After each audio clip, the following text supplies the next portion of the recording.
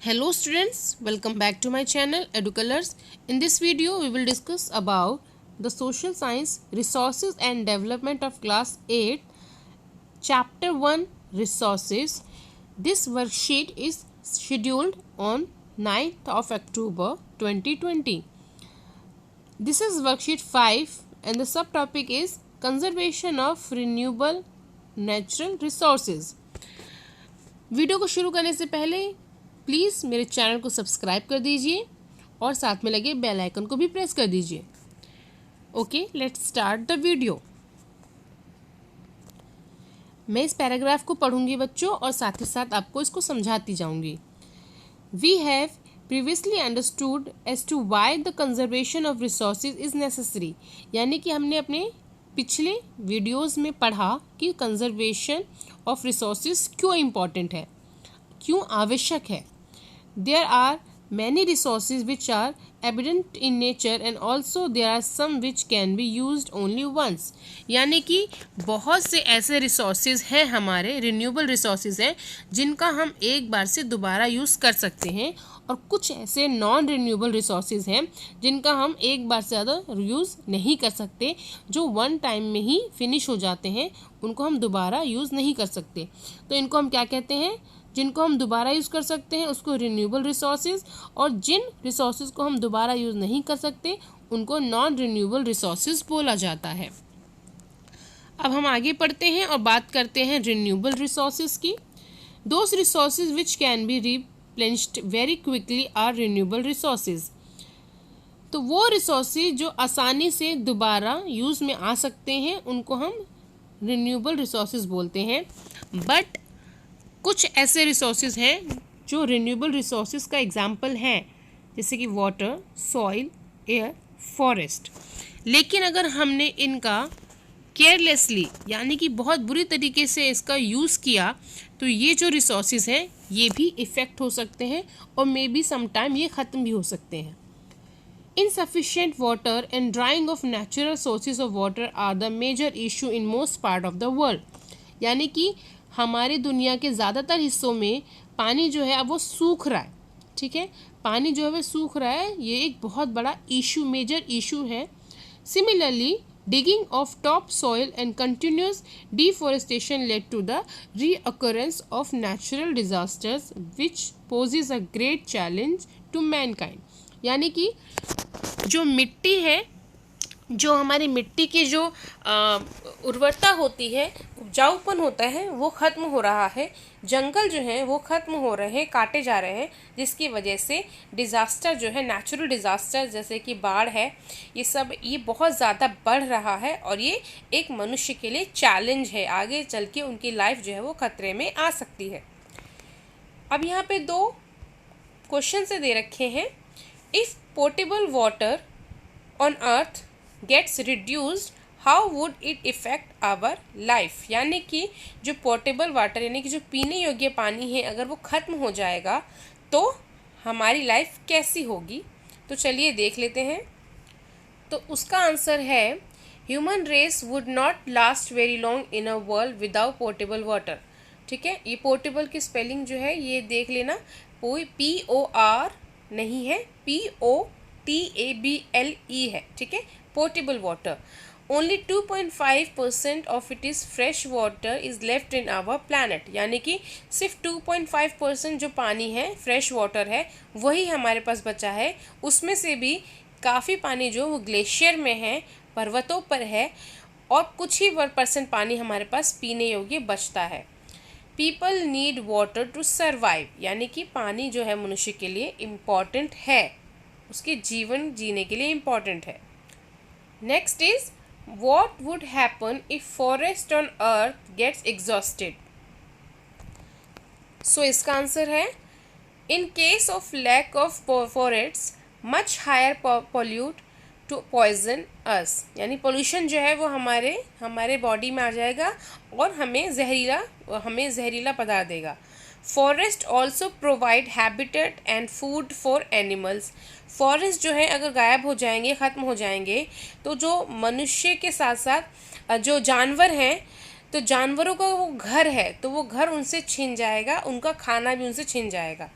Without forest people would die, और forest नहीं रहेंगे एक तरीके से तो ऑक्सीजन नहीं मिलेगा और पीपल वुड डाई यानी कि वो मर भी सकते हैं। अब यहाँ पर एक टेबल दी हुई है जिसमें हमें conservation of water, land, air और फॉरेस्ट के बारे में बताना है। तो यहाँ पर ये पहला जो पॉइंट है वो ये बता रहे हैं कि जो पोर्टेबल वाटर है यानी कि जो फ्रेश वाटर है, साफ़ पानी है, उसको हम रोड क्लीन करने के लिए और गाड़ी धोने के लिए, सड़कें धोने के लिए उसको हम यूज़ ना करें। पीने के पानी को हम पीने के लिए ही रखें। और इसके अलावा जब हम सड़कें साफ़ करते हैं या जब हम अपना घर धो रहे हैं या कपड़े धो रहे हैं, नहा रहे हैं, तो उस टाइम पर पानी को वेस्ट ना होने दें। कंजर्वेशन ऑफ लैंड और सॉइल, इसमें बताया है कि जो हमारा लैंड है, जो फर्टाइल लैंड है, जो अच्छी उपज देता है, उसे हम एग्रीकल्चर के लिए यूज़ करें, कृषि के लिए यूज़ करें। और जो हमारा लैंड जो कि बेकार है या बंजर है, उस पे हम घर बनाएं या फिर हम इंडस्ट्री या फैक्ट्री लगाएं। तीसरा अब दे रखा है कि बाय नॉट यूजिंग प्लास्टिक्स, अगर हमें अपनी ज़मीन मिट्टी को बचाना है तो प्लास्टिक का यूज़ ना करें। और इसमें आप लिख सकते हैं पॉइंट कि आप ज़्यादा से ज़्यादा जो पेड़ हैं वो भी लगा सकते हैं, planting more trees. Conservation of air by not burning plastic और वेस्ट प्रोडक्ट, यानी कि आप अपने हवा को साफ रखने के लिए प्लास्टिक को ना जलाएं और गंदे पदार्थों को ना जलाएं जो हवा में घुल जाते हैं। Second, planting saplings and by not plucking leaves, यानी कि आप ज़्यादा से ज़्यादा पौधे लगाएं और पत्तों को ना तोड़ें। Conservation of forest is by not tearing और wasting the papers will conserve forest as it is made by trees only, यानी कि जब हम अपने पेड़ों को अगर हम संरक्षण करना चाहते हैं, उसको बचाना चाहते हैं, तो पेपर्स को ना फाड़ें, मिसयूज़ ना करें पेपरों का।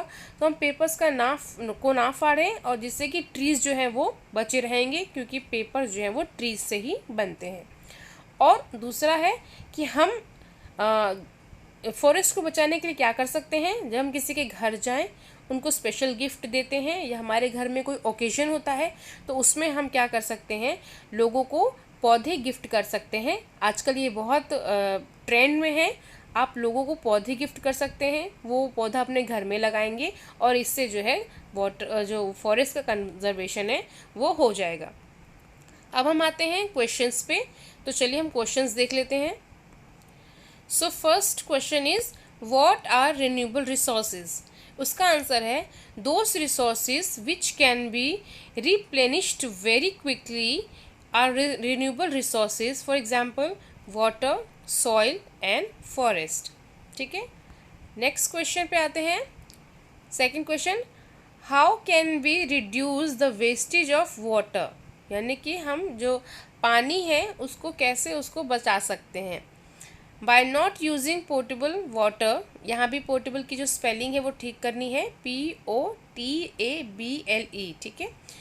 Bye not using portable water for cleaning roads and washing vehicles, यानी कि हम अपने जो पानी फ्रेश वाटर है, पीने योग्य पानी है, उसको वेस्ट ना करें और उसको बचा के रखें।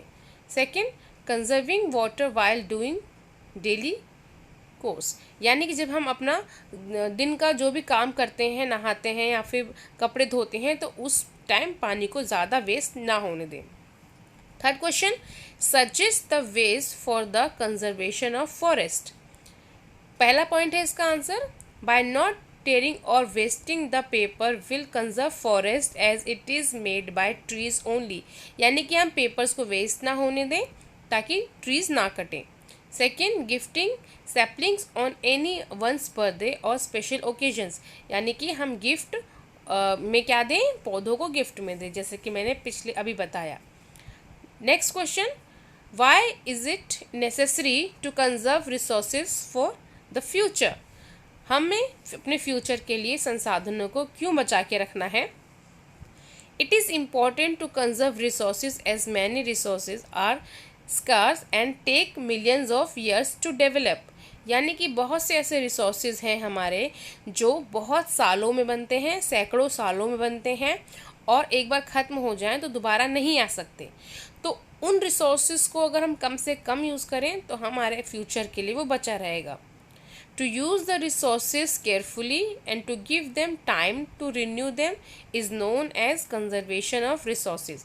यानी कि जो resources हम जो कम यूज़ करें और जो रिसोर्सेज बहुत सालों बाद बन रहे हैं उनका हम केयरफुली यूज़ करें और इस तरीके से हम अपने रिसोर्सेज को कंजर्वेशन कर सकते हैं.